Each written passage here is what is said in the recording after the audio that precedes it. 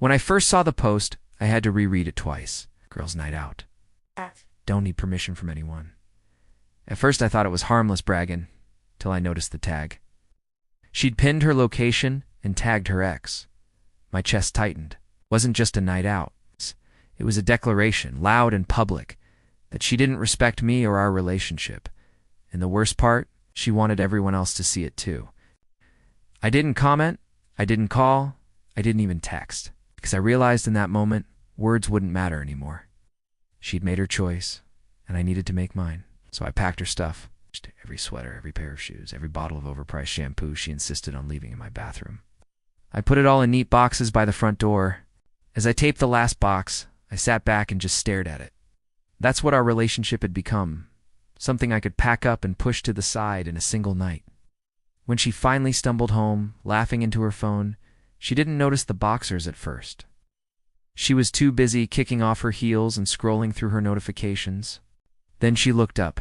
The laughter died instantly. Her eyes went wide as they bounced from the boxes to me standing in the hallway with the house key in my hand. "What is this?" she asked, her voice shaky. I held up the key, dangling it between us. "It's called independence, right? Isn't that what you wanted?" Her mouth opened, but no words came out. That silence told me more than any excuse ever could. Before she could scramble for answers, I walked past her, out the door, and changed the locks. By the time she processed what happened, her phone was already blowing up 155 missed calls from friends who had seen me move her out in real time. That was the night I learned something important. Respect isn't taken. It's either given freely or it's gone. The morning after she came home to find her boxes stacked neatly by the door, my phone was buzzing nonstop. Notifications lit up the screen like fireworks calls, texts, voicemails. The number kept climbing so fast I turned my phone face down just to breathe. At first she tried to play it off. Her first few messages sounded casual, like she was trying to convince herself I'd overreacted. "Babe, come on. It was just a joke. You know I love you. Don't be dramatic."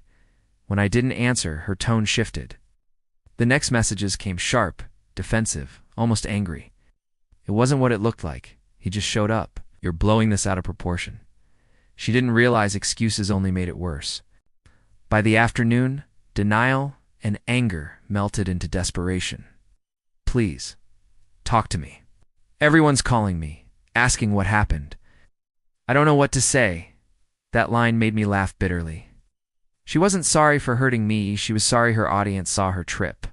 Her friends got involved quickly. First came the defenders. One texted, "You didn't really kick her out over one post, did you?" "That's cold, man," another chimed in. "You two just need to talk it out. Don't make it worse."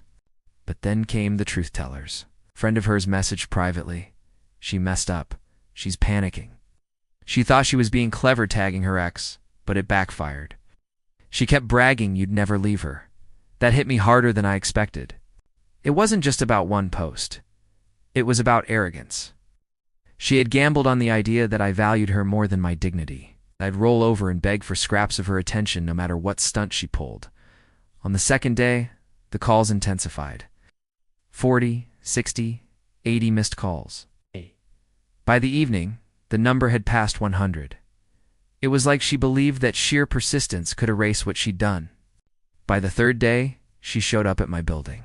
I heard the pounding before I even saw her. Through the window, I watched her standing on the steps, hair messy, mascara streaked down her cheeks, yelling my name loud enough for neighbors to stare. "Please, just let me explain," she shouted, her voice cracking between sobs. For a moment, I almost pitied her. Almost. But then I remembered the smug grin in her selfie, the way she'd tagged her ex like she was 13 and I was invisible. I didn't open the door. I didn't yell back. I just stood in silence, watching as she collapsed onto the steps, phone clutched to her chest, crying into her hands. That night, she left me a voicemail. Her voice was raw, breaking between words. "I don't know how to fix this." I thought I needed to prove something, but all I did was lose the only person who cared. "Please, don't give up on us." I listened once, then deleted it, because the truth was simple. She was worried about her pride, her friends, her image. But me, I was done being an accessory in her performance. On the fourth day, silence finally replaced the constant buzzing of my phone. No more calls, no more desperate texts. At first, it felt like peace. But then, I realized the quiet was its own kind of message. She wasn't done, she was recalculating. I was right. By the weekend, she tried a new tactic: guilt. Her messages returned, longer now, almost like essays. You think you're punishing me, but you're only hurting yourself. We had something real. Don't throw it away over one mistake. I leaned back in my chair, shaking my head. It wasn't just one mistake. It was the kind of mistake that strips the mask off someone's character. She had chosen attention, validation, and ego over loyalty. That wasn't small. That was everything. Her family even tried to intervene. Her older sister reached out on Facebook saying she's devastated. She knows she messed up. Don't be so cold. Everyone deserves a second chance. I didn't respond.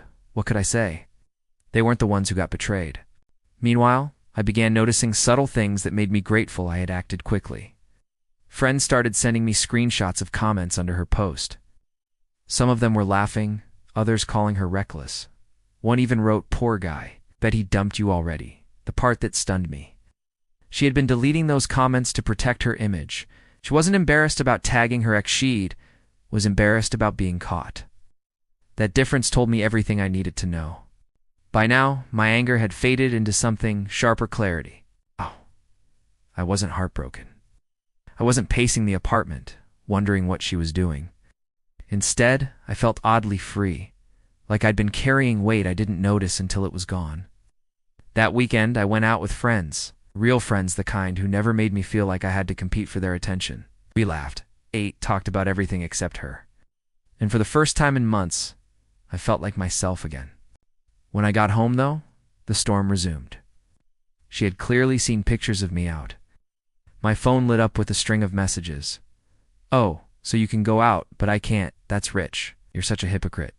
Followed by, "I just want you back, please." I didn't answer. Silence was my sharpest weapon now. Every ignored call, every unread text, it all chipped away at her control. She had built her confidence on the idea that she was untouchable. But the truth was, she wasn't. Not anymore. By Monday, she tried a final tactic, showing up at my job. She walked into the lobby, red-eyed, still clutching her phone. My coworker texted me, "Your girlfriend's here. She looks rough." I went downstairs.com, collected, while she tried to run into my arms. But I held up my hand. "No, you don't get to crash my life whenever you feel like it. Not anymore." The look on her face, that mixture of shock and realization, was the moment I knew she finally understood. For the first time, she wasn't in control of the story. I was. After shutting her down at my job, I thought maybe she'd finally take the hint. But no. By midweek, her persistence mutated into something bigger. She started dragging our mutual friends into it. It began with subtle messages. One friend texted, "Man, she's saying you overreacted. Maybe talk it out." Another called, insisting, "She's a mess, bro. Give her a chance to explain." I could tell she'd been making the rounds, playing the victim. The funny part? Most of them didn't even know the real reason I ended things. She left out the detail about tagging her ex in a girls' night out post. She just painted it as me being controlling, too sensitive, too cold. That Saturday, I ran into one of those friends at a coffee shop.